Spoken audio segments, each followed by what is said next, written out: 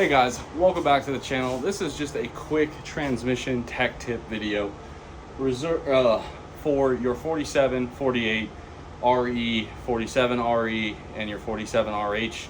This is your Chrysler from 1994 to 2007 in your Ram 25 and 3500 diesel pickup trucks or your V10. But what I have in front of me is one of our transmission builds.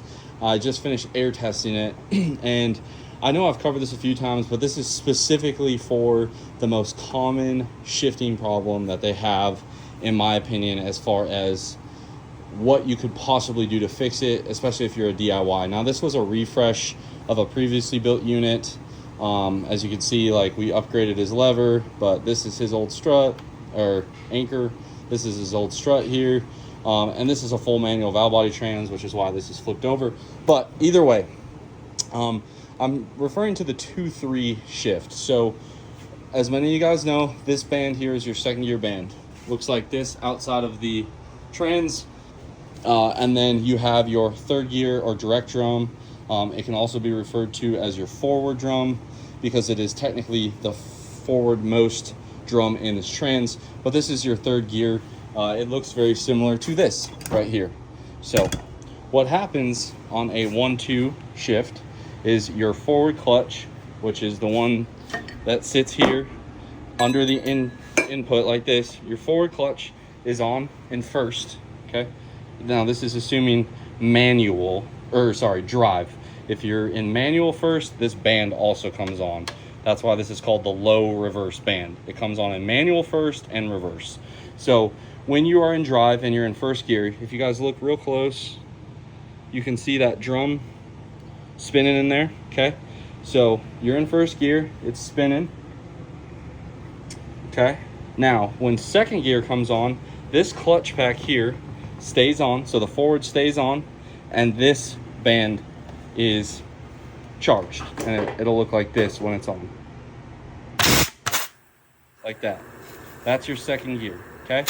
So you can't really have a 1-2 bind unless you have a full manual, in which case this band is not coming off before this band comes on. But let's just, the 99% of you guys that don't run full manuals, second gear comes on. So a 1-2 shift really is not going to have a bind or a flare, again, in drive.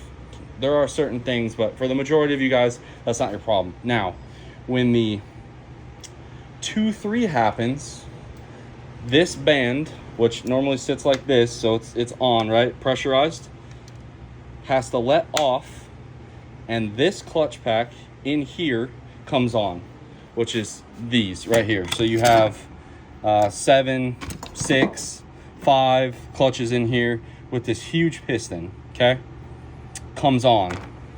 So what happens on a 2-3 flare is this band comes off before this drum can fully apply, and you get a flare, which is where the RPMs like jump up and then come back down. Now, your other problem that you have is a 2-3 bind up, and what that means is either this band is coming off too late, this drum's coming on too early, but there are quite a few ways to fix this. Now, I don't mean to leave you guys on the edge of your seat. It really depends on your valve body.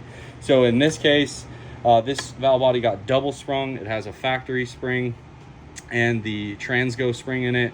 If you have a 48, you just run a 48 spring in here.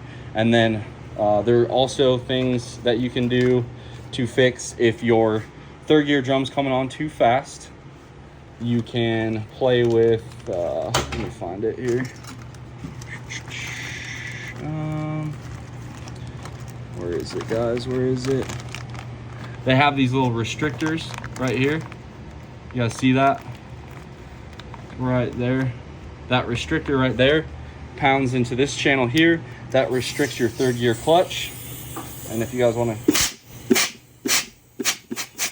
it's your third gear clutch, all right? So you can restrict that. But this is why when people ask me to help them, it's very hard. Depending on who built the valve body, depends on what springs are in your second gear servo. It depends on what lever ratio. Now, I would say the most common is a stock 5.0 or a 4.2, but there are other ones out there. There's 3/8s, 4.0s. I've ran into 3/8s, I've ran into 4.2s, and I've ran into 5.0s. Those are the most common that come in here. But in my opinion, the best way to do this is you get a valve body, and I use power driven and Meyer for most of them. So I know with the way Meyer builds a valve body, I'm either going to run a single 48 spring in here or double it up with a different valve body. I'm going to run a 4.2 lever. I'm going to set my directs from 90 to 95 thousandths, and I'm going to adjust the band to a factory spec, which basically means it crushes the absolute crap out of my finger.